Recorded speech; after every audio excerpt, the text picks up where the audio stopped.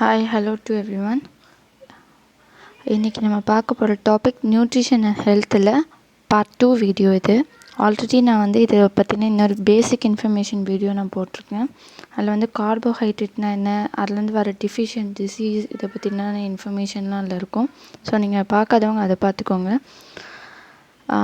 இதில் நம்ம பார்க்க போகிறது என்னென்ன அப்படின்னு பார்த்தீங்கன்னா, இந்தியாவில் ஃபுட் ப்ரிசர்வேஷன் எப்படிலாம் பண்ணுறாங்க, ஃபுட் ப்ரிசர்வேஷனில் என்னென்ன டெக்னிக்ஸ் இருக்குது, அப்புறமா உணவில் கலப்படம் பண்ணுறாங்க இல்லையா, ஸோ அதெல்லாம் எப்படி பண்ணுறாங்க அப்படின்றது, இதை ரெகுலேட் பண்ணுறதுக்கான இந்தியாவில் உள்ள ஆர்கனைசேஷன், இதுக்கு சர்டிஃபிகேட்டுக்கு ஃபுட் குவாலிட்டி கண்ட்ரோல் பண்ண ஆர்கனைசேஷன் இந்தியாவில் என்னென்ன இருக்குது அப்படின்றதும், நியூட்ரிஷனில் என்னென்ன ப்ராப்ளம் வருது, ஸோ நியூட்ரிஷன் அதை டேக்கிள் பண்ண இந்தியா என்னென்ன ஸ்கீம் ரெடி பண்ணியிருக்காங்க இந்தியன் கவர்மெண்ட் அப்படின்றதையும் இந்த வீடியோவில் பார்க்கலாம். ஸோ ஃபஸ்ட்டு நம்ம பார்க்க போகிறது ஃபுட் ப்ரிசர்வேஷன். இதில் ஒரு 7 டெக்னிக் இருக்குது. ஸோ ஃபுட் ப்ரிசர்வேஷனில் ஃபஸ்ட்டு ட்ரையிங். ஸோ ட்ரையிங்கில் பார்த்திங்கன்னா ஒரு 3 டைப்ஸ் ஆஃப் ட்ரையிங் இருக்குது. ஒன்று சன் ட்ரையிங், இன்னொன்று வேக்யூம் ட்ரையிங், இன்னொன்று ஹாட் ஏர் ட்ரையிங் அப்படின்னு சொல்லிட்டு ஒரு 3 டெக்னிக் இருக்குது. ஸோ சன் ட்ரையிங் அப்படின்னு பார்க்கும்போது நார்மலாக வெயிலில் நம்ம காய வைப்போம். இதை நார்மலாக எதில் பண்ணுவோம், சீரியல்ஸ்லேயும் ஃபிஷ்ஷஸையும் நம்ம அதில் காய வைப்போம். ரெண்டாவது வேக்யூம் ட்ரையிங். வேக்யூம் ட்ரையிங் எதுக்கு பண்ணுறோம் அப்படின்னா, மில்க் பவுடர் அண்ட் சீஸ் பவுடருக்கெலாம் வேக்யூம் ட்ரையிங் பண்ணுவோம். மூணாவது அப்படின்னு பார்க்கும்போது ஹாட் ஏர் ட்ரையிங். இது எதுக்கு பண்ணுறோம் அப்படின்னா, grapes, dry fruits, potato flakes, இதுக்கெல்லாம் ஹாட் ஏர் ட்ரையிங் நம்ம பண்ணுறோம். ஸோ நார்மலாக எதுக்கு ஃபுட் ப்ரிசர்வேஷன் பண்ணுறோம் அப்படின்னு பார்த்தீங்கன்னா, அதோடய ஃபுட்டோட லைஃப்பை நம்ம இன்னும் கொஞ்சம் நாள் எக்ஸ்டெண்ட் பண்ணுறதுக்காக. இப்படி எக்ஸ்டெண்ட் பண்ணோம் அப்படின்னா ஃபுட்டு வேஸ்ட் ஆகாது. ஸோ வேஸ்ட் ஆகலை அப்படின்னா ஃபுட் சப்ளை நம்ம இன்க்ரீஸ் பண்ணிடலாம். ஸோ ஃபுட் சப்ளை இன்க்ரீஸ் ஆகிறதுனால எல்லா பீப்புளுக்கும் ஃபுட்டு போய் கிடைக்கும் அப்படின்றதுக்காக தான் நம்ம ஃபுட் ப்ரிசர்வேஷனுக்கே வரும். ஸோ ரெண்டாவது ஸ்மோக்கிங். ஸ்மோக்கிங்கில் என்ன பண்ணுவாங்க அப்படின்னா, நார்மலாக ஒரு ஸ்மோக் எரியும் போது அதில் கொண்டு போயிட்டு இந்த ப்ராடக்ட்டை ஃபுட்டை வச்சுருவாங்க. இது எதுக்கு எதெல்லாம் பண்ணுவோம் அப்படின்னா, மீட்டில் ஃபிஷ்ஷஸை இந்த டெக்னிக்ஸ்க்கு நம்ம எக்ஸ்போஸ் பண்ணுவோம். மூணாவது இர்ரேடியேஷன். இர்ரேடியேஷனில் என்ன பண்ணுறோம் அப்படின்னா, X-rays, gamma rays, UV rays அப்படின்ற இந்த ரேஸை அனுப்பி அந்த மைக்ரோ ஆர்கானிசம் வளரும் இல்லையா ஃபுட்டில், ஸோ அதை கொல்லுறதுக்காக நம்ம இதை அனுப்புகிறோம். X-rays, gamma rays, UV rays எல்லாத்தையும். நாலாவது டெக்னிக் அப்படின்றது கோல்ட் ஸ்டோரேஜ். இது நம்மளுக்கு நார்மலாகவே தெரிஞ்சோம். சில்லுன்னு கொஞ்சம் இருக்கிற இடத்துல ஃப்ரூட்ஸ் வைக்கிறது. இது மோஸ்ட்லி நம்ம யூஸ் பண்ணுறது perishable foods. Example vegetable, fruit products, milk, இதெல்லாம் நம்ம யூஸ் பண்ணுவோம். ஸோ இதில் ஃப்ரீஸ் பண்ண மாட்டோம். அதனால் என்ன ஆகும் அப்படின்னா, மைக்ரோ ஆர்கானிசம் சாகாது, வளரும். சாகாதுன்னு சொல்ல முடியாது. அதோட க்ரோத் ப்ராசஸை நம்ம கம்மி பண்ணலாம். இப்போ இப்போ 5 நாளில் வளருது அப்படின்னா அதை எக்ஸ்டெண்ட் பண்ணி விட்டுடலாம். ஒரு 10 நாள் கழிச்சு நீ மைக்ரோ ஆர்கானிசம் சாப்பிட்டு போகிற மாதிரி அப்படி பண்ணிடலாம். அடுத்த டெக்னிக் அப்படின்றது ஃப்ரீசிங். ஃப்ரீசிங்கில் 0 டிகிரி செல்சியஸுக்கு கீழே ஃபுட்டை ஃப்ரீஸ் பண்ணிடுவோம். அதனால் மைக்ரோ ஆர்கானிசம் என்ன ஆகும் அப்படின்னா வளராது. அதனால் ஃபுட்டு ரொம்ப நாள் இருக்கும் அப்படின்றது. அடுத்த டெக்னிக் பாஸ்டரைசேஷன். இதில் என்ன பண்ணுவோம் அப்படின்னா, இது நம்ம மோஸ்ட்லி மில்க்குக்கு தான் இதை பண்ணுவோம். ஸோ இதில் 63 டிகிரி செல்சியஸ்க்கு மில்க்கை பாயில் பண்ணிவிட்டு சடனாக கூல் பண்ணிடுவோம். இதனால் மைக்ரோ ஆர்கானிசம் இருந்துச்சு அப்படின்னா அது இறந்துரும். அது மாதிரி மில்க்கை ப்ரிசர்வ் பண்ண முடியும். நெக்ஸ்ட்டு கேனிங்ன்ற டெக்னிக். இதில் என்ன பண்ணுவாங்க அப்படின்னா, ஒரு க்ளீன் ஏர்டைட் கண்டெய்னரில் ப்ரெஷர் செலுத்தி அதை சீல் பண்ணிடுவாங்க. சீல் பண்ணிவிட்டு ஹை டெம்பரேச்சருக்கும் லோ டெம்பரேச்சருக்கும் அதை எடுத்துகிட்டு போவாங்க. இதனால் என்ன ஆகும் அப்படின்னா, மைக்ரோ ஆர்கானிசம் அதில் இருந்துச்சு அப்படின்னா அது இறந்துரும். ஸோ இதுதான் மெத்தட்ஸ் ஆஃப் ஃபுட் ப்ரிசர்வேஷன். இது மெத்தட்ஸ். ப்ரிசர்வேட்டிவ்ஸ் அப்படின்றது ஒன்று ஆட் பண்ணுவாங்க இல்லையா, அதுதான் அடிஷன் ஆஃப் ப்ரிசர்வேட்டிவ்ஸ். இதில் 2 இருக்குது.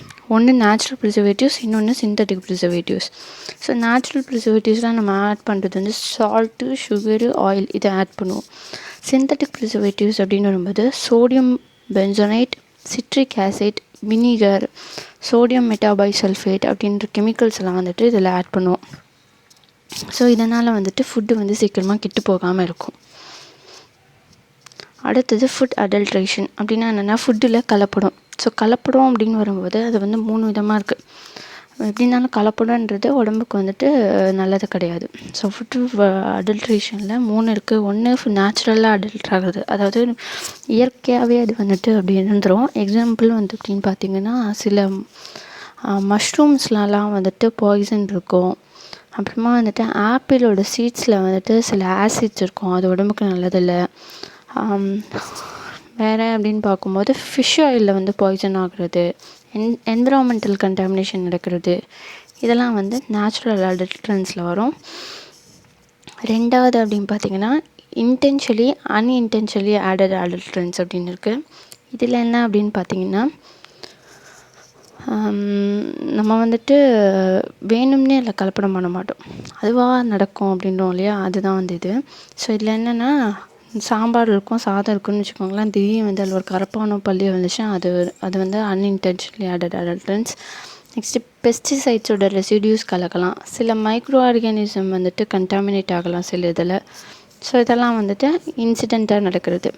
நெக்ஸ்ட்டு இன்டென்ஷனலி ஆடல், நம்ம வேணும்னே பண்ணுறது அப்படின்னோம் இல்லையா. ஸோ ஃபுட்டு பனானா பழுக்கலை அப்படின்னு சொல்லிட்டோன்னா கால்சியம் கார்பேட் கல்ல ஸ்டோன்ஸ் வந்து யூஸ் பண்ணுவோம்.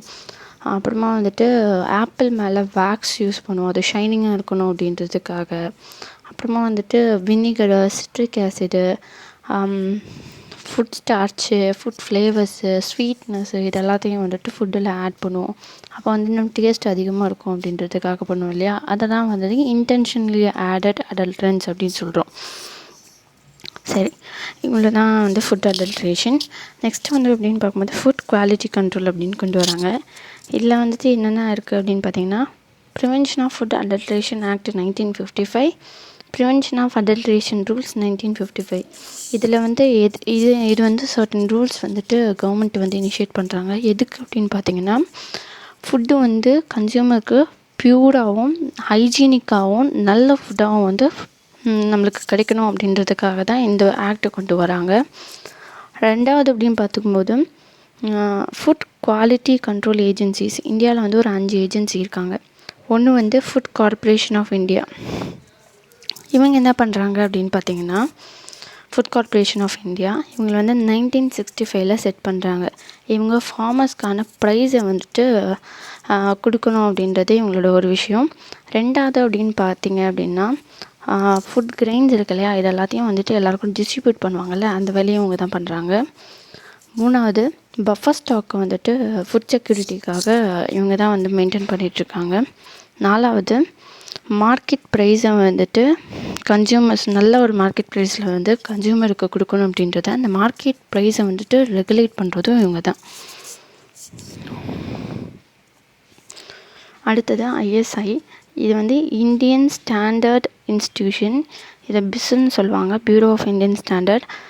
இவங்க என்ன பண்ணுறாங்க அப்படின்னா நம்ம சர்டிஃபிகேஷன் கொடுக்குறது, அதாவது எக்ஸாம்பிள் சில ப்ராடக்ட் இண்டஸ்ட்ரியல் ப்ராடக்ட்ஸ் இருக்கு இல்லையா, அவங்களுக்கெல்லாம் வந்து இவங்க சர்டிஃபிகேட் கொடுப்பாங்க. எக்ஸாம்பிள் எலக்ட்ரிக் அப்ளையன்ஸ் லைக் ஸ்விட்சஸ்ஸு, வயர்ஸு, இல்லைலாம் நம்ம ISI சிம்பிள் பார்க்கலாம். ஸோ இண்டஸ்ட்ரியல் ப்ராடக்ட்டுக்கு சர்டிஃபிகேஷன் கொடுக்குறது இவங்களோட வேலை.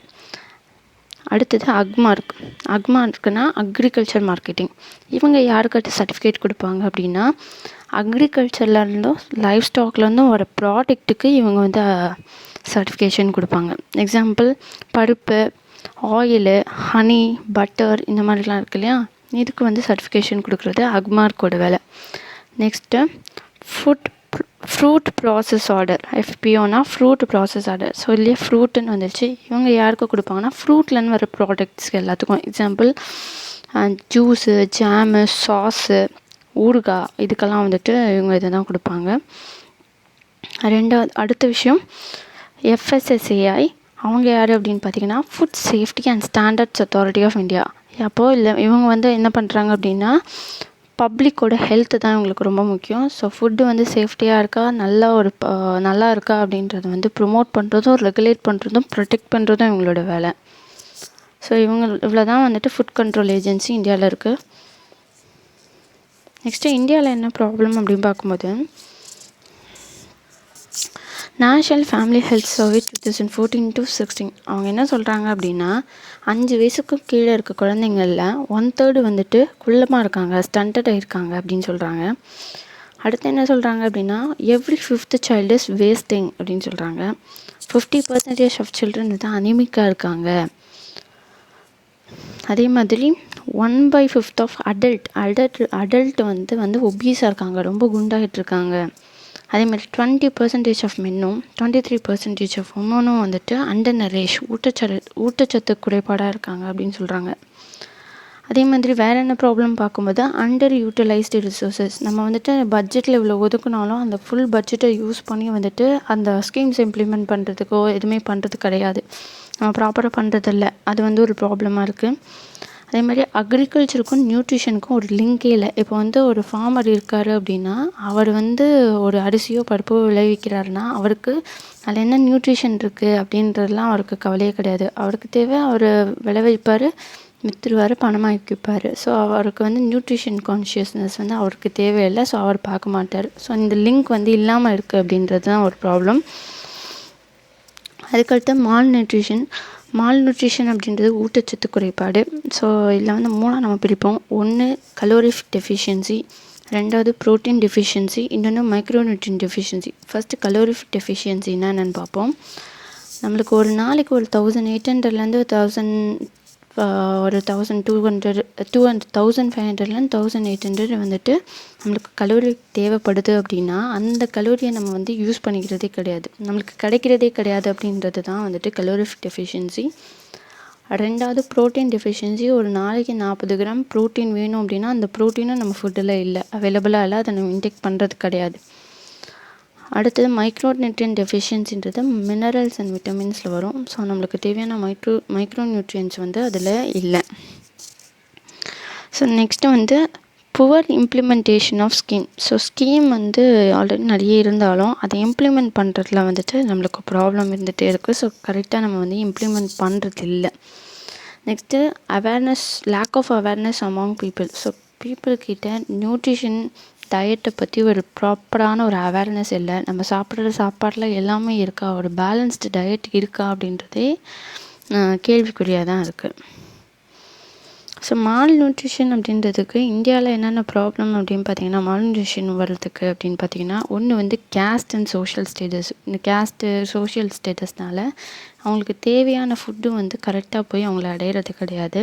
அவங்களுக்கு எல்லா நியூட்ரிஷனும் இருக்கிற ஒரு ஃபுட்டு வந்து கிடைக்கிறதில்ல. நெக்ஸ்ட்டு சோஷியல் கல்ச்சுரல் ப்ராப்ளம்னா ஃபீமேல் லிட்ரஸி, ட்ரிங்கிங் வாட்டர் கிடைக்கிறதில்ல, சானிடேஷன் ஃபெசிலிட்டி கரெக்டாக இல்லை. ஸோ இதனால் வந்துட்டு மால்நியூட்ரிஷன் வந்துட்டு அதிகமாகுது அப்படின்றாங்க. நெக்ஸ்ட்டு நான் ஆல்ரெடி சொன்ன மாதிரி ப்ராப்பராக ஒரு ஸ்கீமை வந்து இம்ப்ளிமெண்ட் பண்ணுறது கிடையாது. நியூட்ரிஷன் பிளான் வந்துட்டு ஏரியா வைஸ் இல்லை, ஒரு இந்த ஏரியாவுக்கு அப்படின்ற மாதிரி கிடையவே கிடையாது. நெக்ஸ்ட்டு அவேர்னஸ் வந்துட்டு இல்லை. பிடிஎஸ் சிஸ்டம் வந்து இன்எஃபிஷியண்ட்டாக இருக்குது. ஸோ எஃபிஷியண்ட்டாக அதில் வந்து ஃபங்க்ஷன் பண்ணுறதில்ல. நெக்ஸ்ட்டு வந்துட்டு நம்மளோட டயட் எல்லாமே சீரியல் ட்ரைவன். அதாவது நம்ம ஒன்று வீட்டை வந்து அதிகமாக எடுத்துக்கிறோம், இல்லைன்னா ரைஸ் அதிகமாக எடுத்துருக்கோம். மற்ற காய்கறியோ இல்லை ஒரு ஃப்ரூட்ஸையோ இல்லை ஒரு பல்சஸையோ வந்துட்டு நம்ம அதிகமாக சாப்பிட்றது கிடையாது. ஸோ இதுதான் வந்துட்டு நம்மளுக்கு மால்நியூட்ரிஷன் வர்றதுக்கான ப்ராப்ளம்.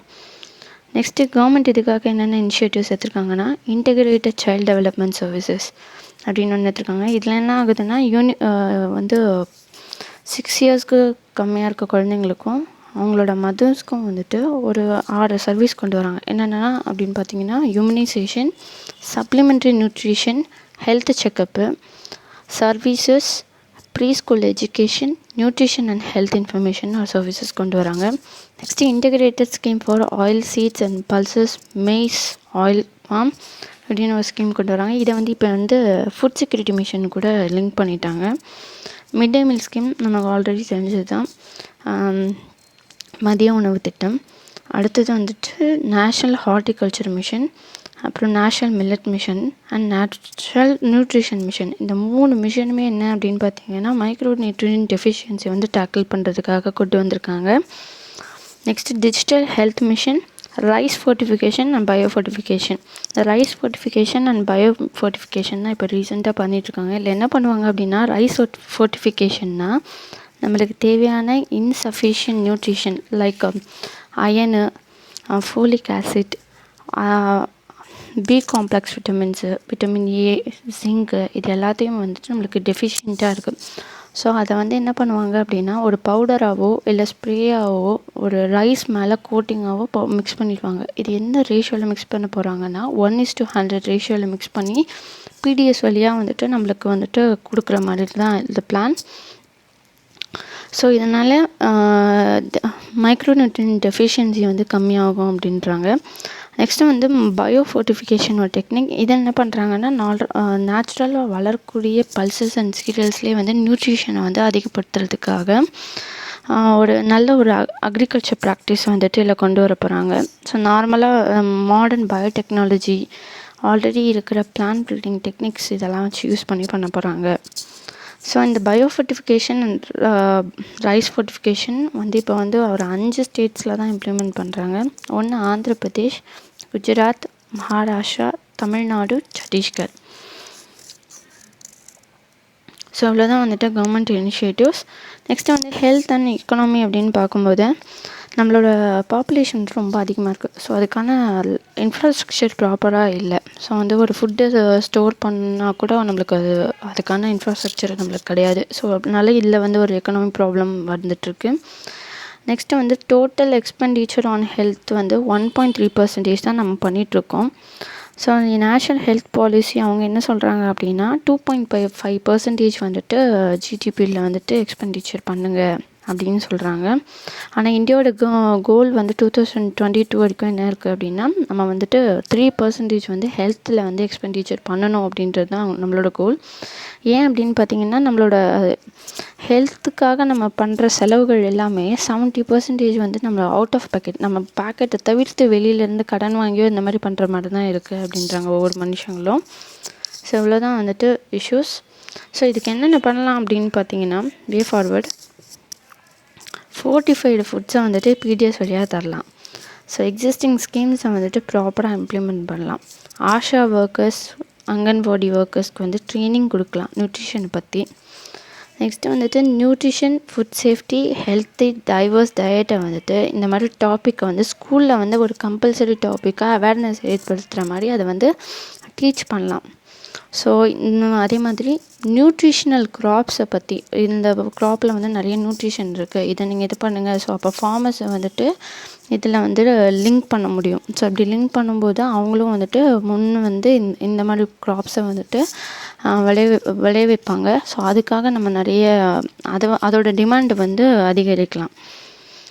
நெக்ஸ்ட்டு ஒரு ஃபண்டை வந்துட்டு நம்ம கொடுக்குறோம் அப்படின்னா அந்த ஃபண்டை வந்துட்டு முன்கூட்டியே கொடுத்துட்டு அதை ப்ராப்பராக ஃபுல்லாக யூட்டிலைஸ் பண்ண வைக்கலாம். ஸோ அக்ரிகல்ச்சருக்கும் ஒரு நியூட்ரிஷனல் லிங்க் வந்து க்ரியேட் பண்ணலாம். Next mid day meal scheme இருக்குது இல்லையா, இதை வந்துட்டு லோக்கல் கல்ச்சர் அண்ட் ஜியாகிரஃபி, லோக்கலாக என்ன ஃபுட்டு கிடைக்குதோ அந்த ஃபுட்டை வச்சு அதுலேருந்து இம்ப்ரூவ் பண்ணலாம். ஏன்னா லோக்கலாக கிடைக்கிற ஃபுட்லேயே வந்து ப்ரோட்டீன், மினரல்ஸ் எல்லாமே கிடைக்கும். ஸோ லோக்கலாக இருக்கிற ஃபுட்டை வந்துட்டு இது கூட மிங்கிள் பண்ணலாம். நெக்ஸ்ட்டு வந்துட்டு உமன் ஃபார்மர்ஸ் இருக்காங்க இல்லையா, அவங்களோட வெல்ஃபேரை வந்து ப்ரொமோட் பண்ணலாம். ஏன்னா வந்து 50% இப்போ வந்துட்டு ஃபார்மர்ஸ் இருக்காங்கன்னா, ஃபுல் ஃபார்மர்ஸ் இருக்காங்கன்னா அதில் 50%க்கு மேலே இருக்க ஃபார்மர்ஸ் வந்து உமன் ஃபார்மர்ஸ். ஸோ அவங்களோட வெல்ஃபேரை வந்து இம்ப்ரூவ் பண்ணலாம். ஸோ இன்றைக்கி இவ்வளோ தான் டாபிக். இதை தவிர்த்து உங்களுக்கு ஏதாவது பாயிண்ட்ஸ் வந்துட்டு எடிட்டோரியலில் நீங்கள் படிக்கும்போது கிடைக்கலாம். ஸோ அதெல்லாம் நோட் பண்ணி வச்சுக்கோங்க. இதுக்கான ஒரு புதுசாக ஒரு ஸ்கீம் வந்து கவர்மெண்ட் கொண்டு வராங்க அப்படின்னா அதனால் என்னென்ன பெனிஃபிட் வரப்போகுது அப்படின்றதெல்லாம் நோட் பண்ணிக்கோங்க. ஸோ ஆன்சர் ரைட்டிங்க்கு இது யூஸ்ஃபுல்லாக இருக்கும். ஸோ இதோட என்னோடய வீடியோ முடியுது. தேங்க்யூ.